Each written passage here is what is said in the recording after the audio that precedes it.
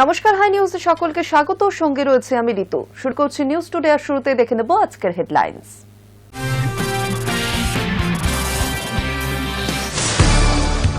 বাংলাদেশে হিন্দু যুবক হত্যাকাণ্ডের প্রতিবাদে কলকাতায় বঙ্গীয় হিন্দু জাগরণ মিছিলের ধুন্ধুমার। বাংলাদেশ ডেপুটি হাইকমিশন ঘেরাও অভিযানের চরম বিশৃঙ্খলা, বিক্ষোভকারীদের ছত্রভঙ্গ করতে লাঠিচার্জ পুলিশের।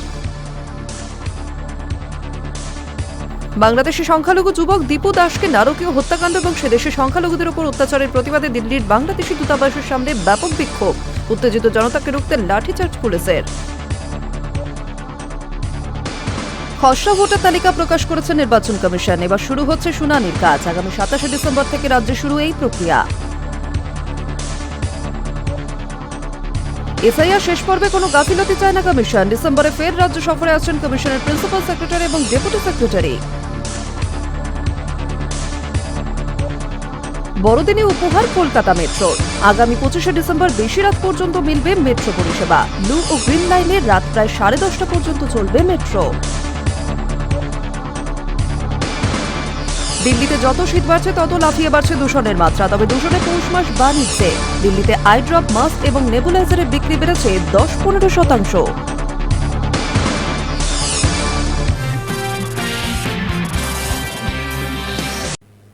অবশেষে আদালতের নির্দেশে কাটতে চলেছে চিংড়িহাটায় মেট্রো প্রকল্পের জট। পিলার নির্মাণে সময়সীমা বেঁধে দিল কলকাতা হাইকোর্ট। মঙ্গলবার শুনানিতে বিচারপতি স্পষ্ট নির্দেশ, আগামী 15 ফেব্রুয়ারির আগেই চিংড়িহাটা মেট্রোর পিলার নির্মাণের কাজ শেষ করতে হবে। অবশেষে আদালতের নির্দেশে কাটতে চলেছে চিংড়িঘাটা মেট্রো প্রকল্পের জট। পিলার নির্মাণের সময়সীমা বেঁধে দিল কলকাতা হাইকোর্ট। মঙ্গলবার এই সংক্রান্ত মামলার শুনানি হয়। শুনানিতে ভারপ্রাপ্ত বিচারপতি স্পষ্ট নির্দেশ দেন, আগামী 15 ফেব্রুয়ারির আগেই চিংড়িঘাটা মেট্রোর পিলার নির্মাণের কাজ শেষ করতে হবে। এই জন্য সময়সীমার মধ্যে 3 রাত ট্রাফিক নিয়ন্ত্রণ করতে হবে রাজ্যকে। আর তা কোন কোন তারিখে করা হবে সেই তথ্য আগামী 6 জানুয়ারির মধ্যে নির্মাণকারী সংস্থাকে জানাতে হবে বলে নির্দেশ কলকাতা হাইকোর্টের। নিউ গড়িয়া থেকে কলকাতা বিমানবন্দর পর্যন্ত মেট্রো লাইন সম্প্রসারণ করা হচ্ছে, কিন্তু চিংড়িঘাটায় আটকে রয়েছে এই প্রকল্পের কাজ অসম্পূর্ণ রয়েছে মাত্র 366 মিটার। সেখানে পিলার নির্মাণ করা হবে, আর সেই কাজ করতে ট্রাফিক ব্লক করতে হবে। আর তা করা নিয়ে তৈরি হয়েছে জটিলতা। শুধু তাই নয়, এই নিয়ে মামলা গড়ায় কলকাতা হাইকোর্ট পর্যন্ত। অভিযোগ, এই কাজ করার জন্য অনুমতি দেওয়া হচ্ছে না। এই নিয়ে একাধিকবার রাজ্য, কেন্দ্র, নির্মাণকারী সংস্থা সহ একাধিক দফতরের সঙ্গে বৈঠকও হয়। এমনকি হাইকোর্টের নির্দেশে গত কয়েক দফায় বৈঠকে বসেন সংশ্লিষ্ট দফতরের আধিকারিকরা। এরপরেও কাটেনি জট। গত শুক্রবার এই সংক্রান্ত মামলার শুনানি হলেও নির্মাণকারী সংস্থা আরভিএনএল আদালতে অভিযোগ করে জানায়, পুলিশ জানিয়েছে 2026 সালে ফেব্রুয়ারি মাসের কোনো এক সময় ট্রাফিক নিয়ন্ত্রণ করা যেতে পারে, কিন্তু মাত্র 3 দিন রাত 10টা থেকে সকাল 6টা পর্যন্ত ট্রাফিক নিয়ন্ত্রণ করলেই কাজ শেষ হয়ে যাবে। এরপরেই জানুয়ারি মাসে এই কাজ করা সম্ভব কিনা তা রাজ্যকে জানাতে নির্দেশ দেয় হাইকোর্ট। এই প্রেক্ষাপটে মঙ্গলবার মামলার শুনানিতে চিংড়িঘাটা মেট্রো প্রকল্পের পিলার নির্মাণের সময়সীমা বেঁধে দিল কলকাতা হাইকোর্ট। এখন দেখার, আদালতের নির্দেশে শেষ পর্যন্ত চিংড়িঘাটা মেট্রো প্রকল্পের জট কাটে কিনা। High news network. সোদপুরের আবাসনে 2 বোনের রহস্য মৃত্যু, ফ্ল্যাট থেকে উদ্ধার হয়েছে দেহ। ঘটনাকে কেন্দ্র করে ব্যাপক চাঞ্চল্য ছড়িয়েছে গোটা এলাকায়। সোদপুরের আবাসনে 2 বোনের রহস্য মৃত্যু, ফ্ল্যাট থেকে উদ্ধার দেহ। ঘটনাকে কেন্দ্র করে ব্যাপক চাঞ্চল্য ছড়িয়েছে এলাকায়। পানিহাটি 3 নম্বর ওয়ার্ডের হরিশচন্দ্র দত্ত রোডের বাসিন্দা তারা। আত্মহত্যা নাকি খুন, ঘনাচ্ছে রহস্য। খবর পেয়ে পুলিশ গিয়ে দেহ দুটি উদ্ধার করে পাঠিয়েছে ময়নাতদন্তের জন্য। কিভাবে মৃত্যু, অসুস্থতা, অনাহার নাকি অন্য কিছু জানতে তদন্ত শুরু করেছে পুলিশ। জানা গিয়েছে মৃতদের নাম সবিতা দত্ত চট্টোপাধ্যায়, বয়স 61, এবং কণিকা দত্ত, বয়স 57। উত্তর 24 পরগনার সোদপুরের একটি আবাসনে থাকতেন 2 বোন। কারোর সঙ্গেই বিশেষ মিশতেন না। গত কয়েকদিন ধরেই 2 বৃদ্ধার হদিশ পাননি প্রতিবেশীরা। সন্দেহ হওয়াতে মঙ্গলবার খড়দা থানায় খবর দেওয়া হয়। এরপরই ফ্ল্যাট থেকে উদ্ধার হয় দুই বৃদ্ধার দেহ। তড়িঘড়ি দেহ দুটি পাঠানো হয়েছে ময়না তদন্তের জন্য। কিভাবে মৃত্যু তা এখনো স্পষ্ট নয়, তবে শোনা যাচ্ছে দুই বৃদ্ধা দেখার কেউই ছিল না। সম্ভবত দীর্ঘদিন অনাহারে ছিলেন তারা, আর সেই কারণেই মৃত্যু। ময়না তদন্তের রিপোর্ট হাতে এলেই কিভাবে মৃত্যু হয়েছে তা স্পষ্ট হবে বলে জানিয়েছেন তদন্তকারীরা। যোগাযোগ করা হচ্ছে মৃতের পরিজনদের সঙ্গে, পাশাপাশি কথা বলা হবে মৃতার প্রতিবেশীদের সঙ্গেও। তাহলেই গোটা ছবিটা স্পষ্ট হবে বলে আশাবাদী তদন্তকারীরা। High news network.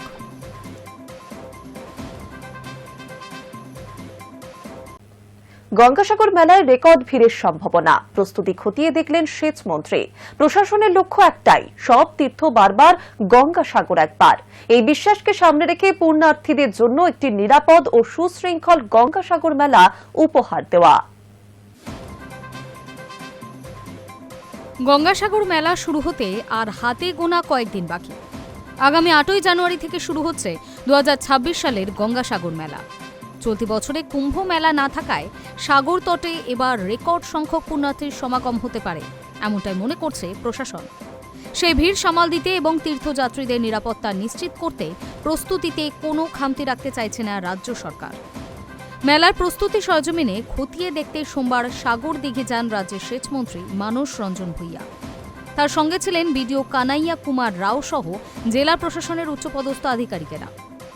Kachuberia point ও গঙ্গাসাগর পয়েন্ট, এই দুই গুরুত্বপূর্ণ এলাকায় গিয়ে প্রস্তুতির অগ্রগতি পর্যালোচনা করেন মন্ত্রী।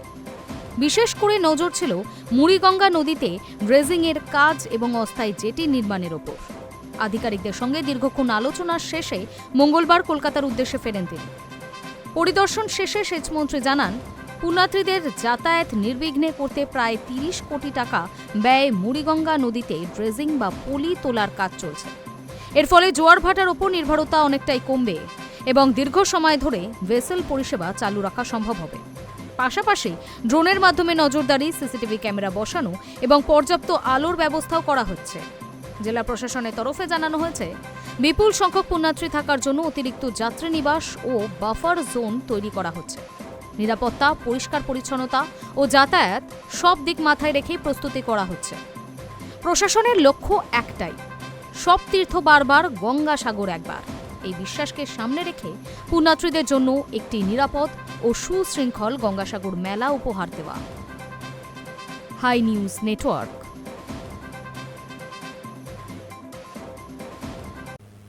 রীতি মেনে শান্তিনিকেতনে শুরু পৌষ মেলা, উপচে পড়ছে পর্যটকদের ভিড়। 28 ডিসেম্বর পর্যন্ত চলবে ঐতিহ্যবাহী পৌষ মেলা। উপাসনায় অংশ নিয়েছিলেন বিশ্বভারতীর অধ্যাপক অধ্যাপিকা, পড়ুয়া, আশ্রমিকেরা। ছাতিমতলায় রবীন্দ্রসঙ্গীত, ব্রহ্ম উপাসনা, বৈদিক মন্ত্রপাঠের মধ্যে দিয়ে ওয়ার্ল্ড হেরিটেজ শান্তিনিকেতনে শুরু হল পৌষ মেলা। উপাসনায় অংশ নিয়েছিলেন বিশ্বভারতীর উপাচার্য প্রবীর কুমার ঘোষ, অধিকর্তা অমিত হাজরা, অধ্যাপক সুমন ভট্টাচার্য। আমন্ত্রিত হিসেবে ছিলেন বীরভূম জেলা শাসক ধবল জৈন, জেলা পরিষদের সভাধিপতি কাজল শেখ, ছিলেন বিশ্বভারতীর অধ্যাপক অধ্যাপিকা, পড়ুয়া, আশ্রমিকেরা। এই মেলা চলবে 28 ডিসেম্বর পর্যন্ত। বলবেন সাধারণ মানুষকে পুরোটাই। আমরা খুবই খুশি, খুব সুষ্ঠুভাবে পৌষ মেলা শুরু হয়েছে এবং উৎসবটা আমরা কমপ্লিট করলাম। আজকে ইনঅগ্রেট করলাম। এবার আমরা যাচ্ছি পৌষ মেলা ইনঅগ্রেট করতে। আমাদের সঙ্গে মাননীয় কাজল শেখজি আছেন, ডিএম সাহেব আছেন, আর আমার সব স্টাফ। আমরা সবাই যাচ্ছি। আজকে খুবই সুষ্ঠুভাবে মেলা শুরু হয়েছে এবং সমস্ত লোকাল অ্যাডমিনিস্ট্রেশন, ডিএম সাহেব, আমাদের কাজল সাহেব এবং আমাদের যে মন্ত্রীজি, সবার সাপোর্টে আমরা খুব ভালোভাবে শুরু করেছি এবং সমস্ত কিছু সেট, কোনো রকমের কোনো প্রবলেম নাই এবং 6 দিন খুব ভালোভাবে মেলা হবে এবং মেলাতে যে যেখানে পারছে সহযোগিতা করছে। অলরেডি আপনারা জানেন আমরা 20 দিন আগে একটা মিটিং করেছি, সেখানে কীভাবে চলতে হবে সবভাবেই চলছে। যেরকম ডিসিশন হয়েছে সেই রকমই আমাদের চলছে সব কিছু। মেলা উপলক্ষে স্বাভাবিকভাবেই বোলপুরে পর্যটকদের ভিড়। বিশ্বভারতী সূত্রে জানা গিয়েছে, প্রায় 1700টি স্টলের প্লট বুক হয়েছে। আদালতের নির্দেশ মেনে দূষণ নিয়ন্ত্রণ ও প্লাস্টিক বর্জনে বিশেষ গুরুত্ব দিচ্ছে বিশ্বভারতী কর্তৃপক্ষ ও শান্তিনিকেতন ট্রাস্ট। বিশ্বভারতীর অধিকর্তা অমিত হাজরা আগেই জানান, স্টল বুকিংয়ে ভালো সাড়া মিলেছে। দমকলের জন্য মাঠে অতিরিক্ত জায়গা রাখা হয়েছে। দর্শনার্থীদের সুবিধার কথা মাথায় রেখে সমস্ত প্রয়োজনীয় ব্যবস্থা নেওয়া হয়েছে। 6 দিন ধরে মেলা প্রাঙ্গণের বিনোদন মঞ্চে পশ্চিমবঙ্গের বিভিন্ন জেলার শিল্পীদের অংশগ্রহণে নানা সাংস্কৃতিক অনুষ্ঠান পরিবেশিত হবে। নিরাপত্তা ও যান চলাচল নিয়ন্ত্রণে একাধিক সিদ্ধান্ত নেওয়া হয়েছে। বোলপুরের এসডিপিও রিকি আগরওয়াল জানান, অতিরিক্ত পুলিশ সুপার, এসডিপিও ও ডিএসপি পদমর্যাদার আধিকারিকদের নেতৃত্বে প্রায় 2500 পুলিশকর্মী মোতায়েন থাকছে।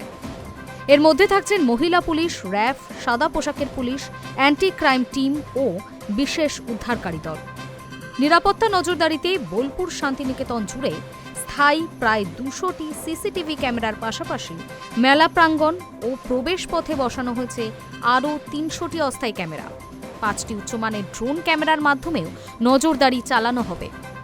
মেলায় থাকছে 36টি পুলিশ সক্রিয়তা কেন্দ্র, 10টি ওয়াচ টাওয়ার এবং 8টি ড্রপ গেট। শিশুদের নিরাপত্তার জন্য চালু করা হয়েছে চাইল্ড ফ্রেন্ডলি কর্নার। শিশু হারিয়ে যাওয়ার ঘটনা এড়াতে তাদের গলায় অভিভাবকদের ফোন নম্বর সংবলিত কার্ড ঝুলিয়ে দেওয়ার ব্যবস্থাও রয়েছে। প্রবীণ ও শারীরিকভাবে অক্ষম দর্শনার্থীদের জন্য থাকবে পুলিশের টোটো পরিষেবা ও জরুরি অ্যাম্বুলেন্স।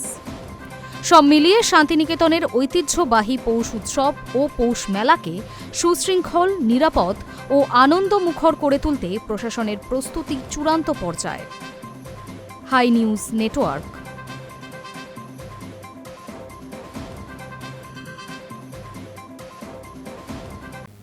শান্তিনিকেতনে ঐতিহ্যবাহী পৌষ মেলা উদ্বোধনের আগেই বড়সড় অস্বস্তিতে বিশ্বভারতী কর্তৃপক্ষ।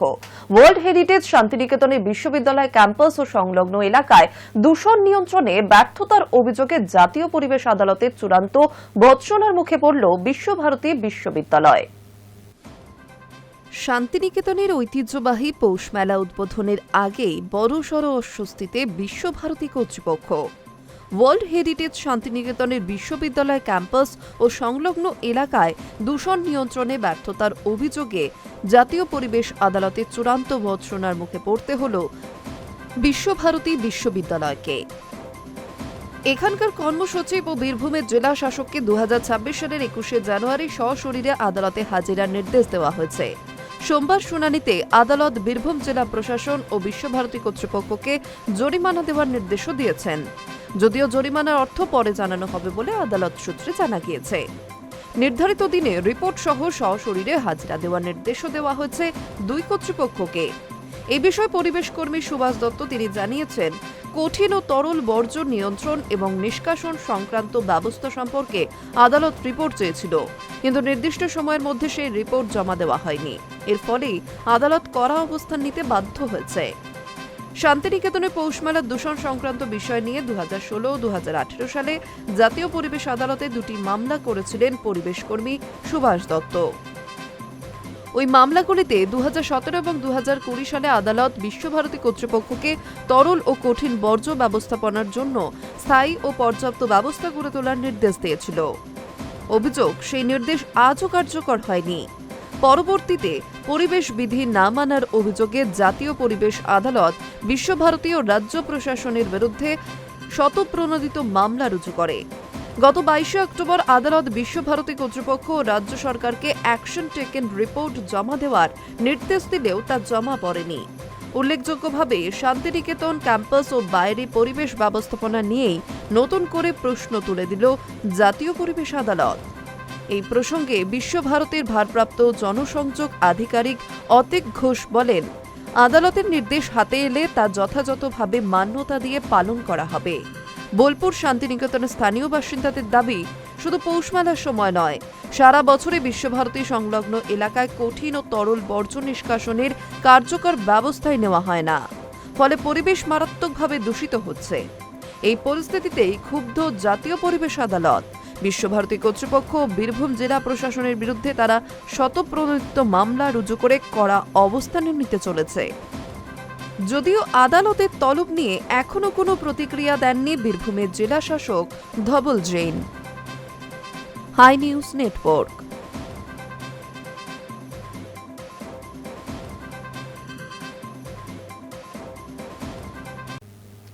বড়দিনে বড় উপহার কলকাতা মেট্রোর। আগামী 25শে ডিসেম্বর বৃহস্পতিবার বেশি রাত পর্যন্ত মিলবে মেট্রো পরিষেবা। ব্লু ও গ্রিন লাইনে রাত প্রায় 10:30 পর্যন্ত চলবে মেট্রো, এমনটাই বিজ্ঞপ্তি জারি করে জানিয়েছে কলকাতা মেট্রো কর্তৃপক্ষ। বড়দিনে বড় উপহার কলকাতা মেট্রোর। আগামী 25শে ডিসেম্বর বৃহস্পতিবার বেশি রাত পর্যন্ত মিলবে মেট্রো পরিষেবা। ব্লু ও গ্রিন লাইনে রাত প্রায় 10:30 পর্যন্ত চলবে মেট্রো। সোমবার বিজ্ঞপ্তি জারি করে সময়সূচি জানিয়েছে কলকাতা মেট্রো কর্তৃপক্ষ। বড়দিনে শহরের পথে বাড়তি জনসমাগমের কথা মাথায় রেখেই ব্লু লাইন অর্থাৎ দক্ষিণেশ্বর থেকে শহীদ ক্ষুদিরাম এবং গ্রিন লাইন অর্থাৎ হাওড়া ময়দান থেকে সেক্টর 5 পর্যন্ত বেশি রাত পর্যন্ত মেট্রো চলাচলের সিদ্ধান্ত নিয়েছে কলকাতা মেট্রো কর্তৃপক্ষ। ক্রিসমাস মানেই পার্ক স্ট্রিট, ময়দান, রবীন্দ্র সদন, কালীঘাটমুখী জনতা। আলোয় সাজানো শহরের বিভিন্ন গির্জা দেখতে চান অনেকে। কেউ কেউ আবার স্রেফ বড়দিনে তিলোত্তমার পথে হাঁটতে বেশি পছন্দ করেন। এই দিনটিতে উৎসবমুখী জনতার ঢল নামে রাস্তায়। তাদের সুবিধার কথা মাথায় রেখেই বাড়তি পরিষেবার সিদ্ধান্ত মেট্রো কর্তৃপক্ষের। কলকাতা মেট্রোর নয়া বিজ্ঞপ্তি অনুযায়ী বড়দিনে ব্লু লাইনে 272টির বদলে 224টি মেট্রো চলবে। প্রতিদিন 7 মিনিটে পাওয়া যাবে পরিষেবা। গ্রিন লাইনে চলবে 201টি মেট্রো, 6 মিনিট পর পর মেট্রো পাবেন যাত্রীরা। ব্লু লাইন অর্থাৎ দক্ষিণেশ্বর থেকে শহীদ ক্ষুদিরাম পর্যন্ত সকালের প্রথম মেট্রোর দিনক্ষণে বিশেষ কোনো বদল নেই। ডাউনে প্রথম মেট্রো ছাড়বে সকাল 6:50 মিনিটে। শহীদ ক্ষুদিরাম থেকে দক্ষিণেশ্বরগামী প্রথম মেট্রো 6:54 মিনিটের বদলে বড়দিনে পাওয়া যাবে 6:50 মিনিটে। দিনের শেষ মেট্রোর সময়সূচি অনেকটাই বদল হয়েছে। দক্ষিণেশ্বর থেকে শহীদ ক্ষুদিরামগামী শেষ মেট্রো রাত 9:28 মিনিটের বদলে ছাড়বে রাত 10:23 মিনিটে। শহীদ ক্ষুদিরাম থেকে দক্ষিণেশ্বর পর্যন্ত শেষ মেট্রো রাত 9:33-এর বদলে ছাড়বে রাত 10:20 মিনিটে। আর শহীদ ক্ষুদিরাম থেকে দমদম পর্যন্ত মেট্রো পাওয়া যাবে রাত 10:30টায়। গ্রিন লাইন আপ ও ডাউন মেট্রোর সময়সূচিতে তেমন বদল নেই। সল্টলেক সেক্টর 5 থেকে হাওড়া ময়দানগামী প্রথম মেট্রো ছাড়বে সকাল 6:39 মিনিটে। উল্টো দিকে দিনের প্রথম মেট্রো পাওয়া যাবে সকাল 6:45 মিনিটে। দিনের শেষ মেট্রো 2 প্রান্তিক স্টেশন থেকেই পাওয়া যাবে 9:55 মিনিটে। তবে হাওড়া ময়দান থেকে সেন্ট্রাল পার্ক পর্যন্ত শেষ মেট্রো রাত 10:13 মিনিটের বদলে পাওয়া যাবে 10:20 মিনিটে। Hi news Network. নজর রাখছি পরের খবরে। 8 কোটি টাকার প্রতারণার শিকার, অবসাদে নিজেকে গুলি পাঞ্জাবের প্রাক্তন আইপিএস এর। জীবনের সমস্ত সঞ্চয় খুইয়ে মানসিক অবসাদে ভুগছিলেন ওই পুলিশ কর্তা। গুরুতর আহত অবস্থায় হাসপাতালে চিকিৎসাধীন তিনি। নিরাপত্তা রক্ষীর রাইফেল হাতিয়ে আত্মঘাতী হওয়ার চেষ্টা পাঞ্জাবের প্রাক্তন আইপিএস আধিকারিক অমর সিং চাহালের। গুরুতর আহত অবস্থায় হাসপাতালে চিকিৎসাধীন ওই আধিকারিক। জানা যাচ্ছে সাইবার জালিয়াতির শিকার হয়ে সর্বস্ব খুইয়েছিলেন ওই পুলিশ কর্তা। টাকার অঙ্ক প্রায় 8.10 কোটি। পাতিয়ালার এসএসপি বরুণ শর্মা জানান, পাঞ্জাব পুলিশের প্রাক্তন আইজি অমর সিং সোমবার দুপুরে নিজের বাড়িতেই নিরাপত্তা রক্ষীর বন্দুক দিয়ে আত্মঘাতী হওয়ার চেষ্টা করেন তিনি। তার বাড়ি থেকে একটি সুইসাইড নোটও উদ্ধার হয়েছে। 12 পাতার সেই চিঠি লেখা হয়েছে পাঞ্জাব পুলিশের ডিআইজিকে উদ্দেশ্য করে, যেখানে লেখা হয়েছে সম্প্রতি সাইবার ক্রাইমের শিকার হন ওই পুলিশ কর্তা। জীবনের সমস্ত সঞ্চয় খুইয়ে মানসিক অবসাদে ভুগছিলেন ওই পুলিশ কর্তা, আর যার জেরেই এই ঘটনা। আধিকারিক বরুণ শর্মা বলেন, গুলি চালানোর খবর পেয়েই আমরা ওই আইপিএস এর বাড়িতে গিয়ে রক্তাক্ত অবস্থায় তাকে উদ্ধার করে হাসপাতালে পাঠাই। হাসপাতাল সূত্রের খবর তার অবস্থা অত্যন্ত সংকটজনক। উল্লেখ্য, পাঞ্জাব পুলিশের ওই প্রাক্তন আধিকারিকের বিরুদ্ধে 2015 সালের ফরিদকোটের বেহবল কালান এবং কোটকাপুরায় শিখদের জমায়েতে গুলি চালানোর অভিযোগ ছিল। 2023 সালে 24শে ফেব্রুয়ারি ফরিদকোটের একটি আদালতে ওই মামলায় চার্জশিট দেয় সিট। সেখানে অমর সহ পুলিশের একাধিক ঊর্ধ্বতন কর্তার নাম উল্লেখ করা হয়েছিল। এহেন অমরের আত্মঘাতী হওয়ার ঘটনায় শোরগোল পড়ে গিয়েছে। গোটা ঘটনা খতিয়ে দেখছেন আধিকারিকরা। Hi news network.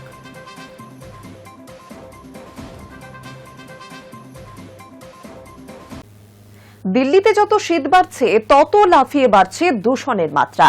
শ্বাসকষ্টের পাশাপাশি চোখ জ্বালা ও লাল হয়ে যাওয়া রাজধানীর নাগরিকদের অন্যতম উপসর্গ। তবে দূষণে পৌষ মাস বাণিজ্যে দিল্লিতে আই ড্রপ, মাস্ক এবং নেবুলাইজারের বিক্রি বেড়েছে 10-15%। রাজধানীতে চলছে শীত আর দূষণের প্রতিযোগিতা। দিল্লিতে যত শীত বাড়ছে ততই লাফিয়ে বাড়ছে দূষণের মাত্রাও। শ্বাসকষ্টের পাশাপাশি চোখ জ্বালা ও লাল হয়ে যাওয়া রাজধানীর নাগরিকদের অন্যতম উপসর্গ। এর ফলে পৌষ মাস এক শ্রেণীর ব্যবসায়ীর। দিল্লির ওষুধের দোকানে চোখের ড্রপ, মাস্ক এবং নেবুলাইজারের বিক্রি বাড়ছে। এই ঘটনা অবশ্য নতুন নয়। প্রতিবার শীতের সময় দূষণ বাড়ে, তখন শ্বাসকষ্ট এবং চোখের সমস্যায় কাজে আসা সামগ্রীর বিক্রিও বাড়তে থাকে দিল্লিতে। লুটিয়েন্স দিল্লির কেয়ার কেমিস্টসের কর্মী সুরেশ জানান, দূষণের মাত্রা বাড়লেই চোখের ড্রপ, নাকের স্প্রে আর মাস্কের বিক্রিও বেড়ে যায়। সাধারণত কাশির সিরাপ বেশি বিক্রি হয়, কিন্তু এবার চোখের ড্রপ সবচেয়ে দ্রুত বিকোচ্ছে। RML হাসপাতালের কাছেই রয়েছে রাম ফার্মাসি। সেখানকার কেমিস্ট বলেন, এখন রোজই মানুষ চোখে জ্বালা, লালচে ভাবের অভিযোগ নিয়ে দোকানে আসেন। চোখের ড্রপ, স্টিম নেওয়ার যন্ত্র আর নাসাল স্প্রের বিক্রি স্বাভাবিকের তুলনায় অনেকটাই বেড়ে গিয়েছে। রাজকমল কেমিস্টের কর্মী জানান, চোখের ড্রপ বিক্রির অন্যতম কারণ শীতের শুষ্ক আবহাওয়া ও দূষণ। তিনি জানান, চলতি বছরে আই ড্রপ বিক্রি 10-15% বেড়ে গিয়েছে। দিল্লি ড্রাগ ট্রেডার্স অ্যাসোসিয়েশনের সম্পাদক জানান, প্রতি বছর শীত পড়লেই এবং দূষণ বাড়লেই চোখের ড্রপ, মাস্কের মতো পণ্যের বিক্রি বেড়ে যায়। এই সময় চোখের জ্বালা ও অস্বস্তির অভিযোগ খুবই সাধারণ একটা ব্যাপার, আর বিক্রি গড়ে 15% পর্যন্ত বাড়ে। সুপ্রিম কোর্ট ও দিল্লির সরকার একাধিক নির্দেশিকা জারি করলেও দিল্লির দূষণ বাড়ছে বই কমছে না। এমনকি দূষণ প্রসঙ্গে সংসদে আলোচনার প্রস্তাব দেন বিরোধী দলনেতা রাহুল গান্ধীও। বিরোধীরা সব রকম সাহায্য করবেন বলেও জানান তিনি। প্রস্তাবিত বিষয়টি বিবেচনার আশ্বাসও দেয় সরকার পক্ষ। রাজধানী দূষণ মাত্রাতিরিক্ত হওয়ায় হলুদ সতর্কতা জারি করে মৌসুম ভবন। দিল্লি ও আশেপাশের হরিয়ানা, উত্তরপ্রদেশের বেশ কয়েকটি জায়গায় দৃশ্যমানতা প্রায় তলানিতে ঠেকেছে। প্রতিদিন বাতিল হচ্ছে অসংখ্য বিমান ও ট্রেন। দৃশ্যমানতার অভাবে দুর্ঘটনা ঘটছে জাতীয় সড়কগুলিতে। সব মিলিয়ে দূষণ থেকে মুক্তির পথ পাচ্ছে না Delhi. Hi news Network.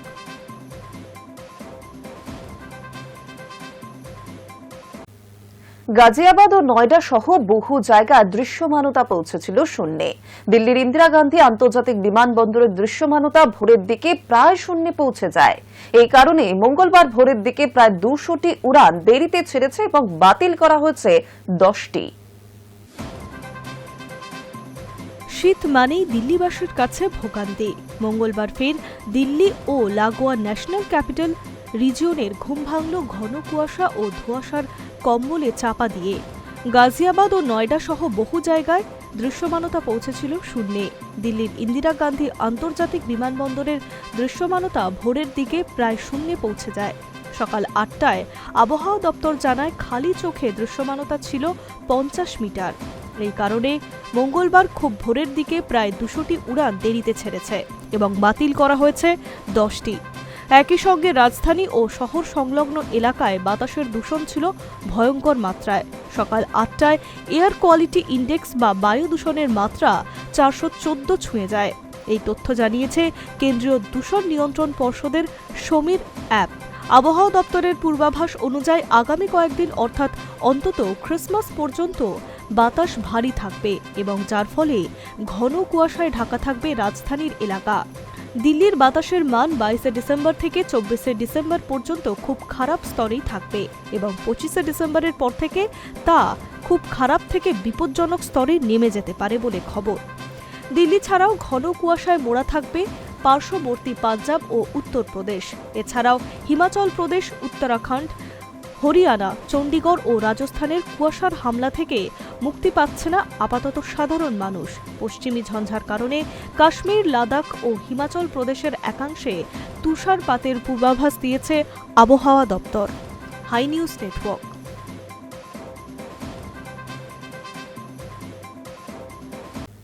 News today এখন এই পর্যন্তই। আরও অন্যান্য খবরের জন্য নজর রাখুন হাই নিউজে। নির্ভীক, নিরপেক্ষ।